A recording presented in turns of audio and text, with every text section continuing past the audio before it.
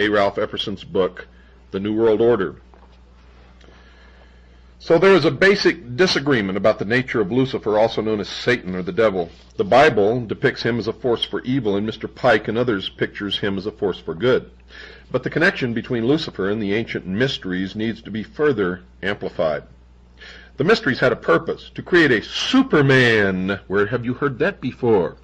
Hitler said it, and they're working in secret in laboratories right now toward the same goal. The mysteries had a purpose, to create a Superman, one capable of understanding the true nature of the universe and to worship the true God. W.L. Wilmshurst, a Mason, wrote these thoughts in his book entitled The Meaning of Masonry. Quote, "This, the evolution of man into Superman, was always the purpose of the ancient mysteries, and the real purpose of modern Masonry is not the social and charitable purposes to which so much attention is paid, but the evolution of those who aspire to perfect their own nature and transform it into more godlike quality," unquote. And need I say as an aside here what a Freemason said to a friend of mine who was his son? He said, "Son, if you are not one of us, you are nothing." And of course the son was not one of them, and to his great credit has never become one of them. W.L. Wilmshurst amplified this thought a little later in his book. Quote, "Man who has sprung from the earth, meaning that he was not created by a creator, God, and developed through the lower kingdoms of nature to his present rational state, has yet to complete his evolution by becoming a God-like being and unifying his consciousness with the omniscient, to promote, which is and always has been the sole aim and purpose of initiation," unquote. And he goes on, quote, "No higher level of attainment is possible than that in which the human merges in the divine consciousness and knows as God knows," unquote. What have I been telling you all this time, folks? So just as Satan tempted mankind with the ability to know good and evil themselves, just like God, without his assistance, now the Masons are teaching that they too could become a god through an initiation into the ancient mysteries. John Anthony West, in his book Serpent in the Sky, wrote this in support of Mr. Wilmshurst's statement. Quote, "Egypt started with the concept of divine attributes within man. The gods are not brought down to earth, rather man is raised to the gods," unquote. Others, besides the above-mentioned Masons like Louis Feuerbach, have joined the discussion with similar thoughts. He was a 19th century philosopher and a hero of the communists like Karl Marx. In fact, Friedrich Engels, the co-worker with Karl Marx during the time Marx wrote the Communist Manifesto as a hired writer hack, wrote this about his friend. Quote, "All the communists of 1845 were followers of Feuerbach. The reason that the communists supported the ideas of Feuerbach is apparent when the student reads his writings, for he wrote, quote, 'Man alone is our God, our Father, our Judge, our Redeemer, our true home, our law, and our rule, the Alpha and Omega of our life and of our political, moral, public, and domestic activity. There is no salvation save through the medium of man,' unquote." John Denver, the well-known popular singer, has adopted this same philosophy about his divinity. He has been quoted as saying this after his new conversion. Quote, "It's the single most important experience of my life. I can do anything. One of these days I'll be so complete I won't be human, I'll be a god," unquote. It's the same thing that's taught in the Mormon Church. If a married couple produce many children and conform to the teachings of the church, then when they die, they will be gods, and they will be given a planet of their own, and they will continue their reproduction, only they will be souls, and they will populate the planet and will be the gods of the planet. What crap! What absolute crap! Where do these people get their egos? I'll be a god. Yeah, sure you will. If you guys are all gods, then how come you still got to pay your bills? How come you get sick? And how come you got to go to the doctor? And if you go to the doctor, what's that make the doctor if you're God? Huh? You're all a bunch of fools. You're blithering idiots. You've lost your mind. Your egos have run away with the rest of you. And you're going to die like everyone else. And you're going to find out, like everyone else, what really happens when people die. And as far as I know, no one on this earth really knows or is likely to know until it happens to them.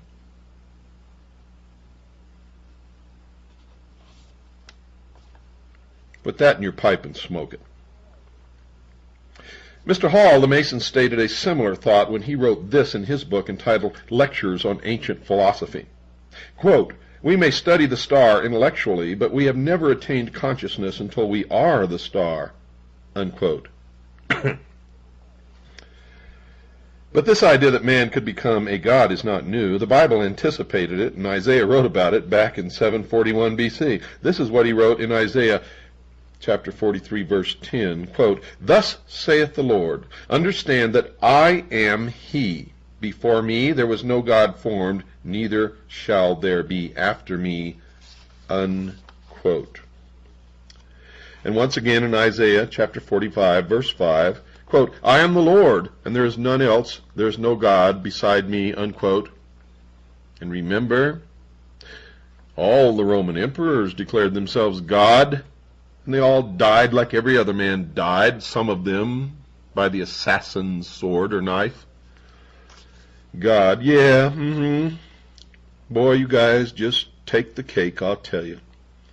How you can meet and throw that baloney around to each other and swallow it and pump each other up to believe that you're gods or you're going to be gods is beyond my understanding. The Bible teaches that there is but one God, and that mankind has no possibility of sharing his Godhead. One who apparently has not believed those statements in the Bible is Shirley MacLaine, who has become a spokesman for the position that man can become a god. She has written several books on the subject of her support of the New Age. Newsweek magazine described her as the New Age evangelist, and she wrote the following statement in her book entitled Dancing in the Light, quote, "We are part of God," unquote. And this elsewhere in the same book, quote, "If one says audibly, 'I am God,' the sound vibrations literally align the energies of the body to a higher attunement," unquote. Yeah, I bet it does. Yep, I bet the insanity molecules take over every portion of the body, and you really all feel great until you have to go pay your rent. Or you catch the flu, or somebody just knocks the crap out of you to try to bring you back to reality, which is exactly what should happen when you do those kinds of things. What's wrong with just living life peacefully with other people and enjoying what we have? What's the big thing that you have to become God? And I'll tell you right now, you never will. You might as well just, well, never mind. If you want to be God, go ahead. Go ahead. Go ahead. You're deceiving yourself, and that's okay as long as you don't hurt anyone else. If each man is a god, mankind is capable of making decisions for their own welfare. Each man has complete control of his decision-making. According to Miss MacLaine, in fact, man's control is extended into areas few have ever claimed for mankind, and these are the thoughts of Miss MacLaine. Quote, "I think we choose to be together. We choose our parents, and I think the parents choose the children they want to have before they ever come into an incarnation," unquote. Tell that to an abused child. Tell that to a child who's raised by drunken, miserable, stinking parents who don't give a damn about the child. Tell that to all those people who know that that's total, false, irresponsible ramblings of an insane maniac. And you know what they say when they're confronted with this? They say you agreed to it in a previous life, and that you're paying off your karmic debt. You see, they have a rationalization for everything, and it's just more bullshit. More lies. More crap. She went on further to record another strange thought when she wrote this, quote, "There was no such thing as reality, only perception," unquote. Well, Shirley, let me tap you on the jaw with my fist, and then you tell me that there's no reality. Of course, I don't really want to do that, folks, but that's just a way to bring her to her senses. If it were legal, I might try it. Might try it. Might wake her up. Might show her that her perception is only reality. One can only wonder where Miss McLean got these bizarre thoughts from. Several clues that can assist the student in understanding her have been given by either her own revelations or from some articles that have appeared about her in the media. In her book entitled Out on a Limb, she wrote about her meetings with her married lover in her apartment. This God is breaking up somebody else's marriage, and she's meeting with her married lover in her apartment. She commented that he looked at her shelf of books on, amongst other subjects, Marxist theory, including a biography of Karl Marx. There's nothing wrong with that. I have those books in my library and many more. Many more. But knowing Shirley MacLaine, and folks, I do, knowing this scatterbrained twit, when she has books on Marxist theory, including a biography of Karl Marx, you can bet that she's a socialist. And of course she is. Parade magazine of December 18, 1988 had an article on Miss McLean in which it revealed that her den had lots of framed pictures. Shirley with communist Fidel Castro and with communist Nikita Khrushchev, amongst others. The magazine reported how Shirley and her lover, quote, talked about democratic socialist principles and how it was possible to have them both at the same time if the rich would only share their wealth more. Elsewhere in her book, she wrote about how much of a hypocrite she was when she added this contradictory statement, and they all do, quote, wanted to talk to him about how I had made a lot of money and that it made me feel elite in a world that was broke to know I could buy just about anything I wished for, unquote.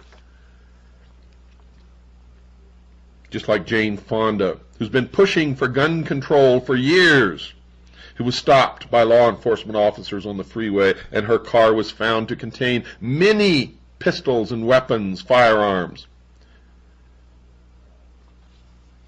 Hypocrites and liars. However, nowhere in her book did she say that she had freely donated any of her own wealth to the relief of the poor. Apparently, she believes that the communist ideas about wealth sharing are acceptable only as long as she does not have to share her wealth like she wants the other rich to do. You see, most rich purport to be socialist, but in actual practice, none of them really are.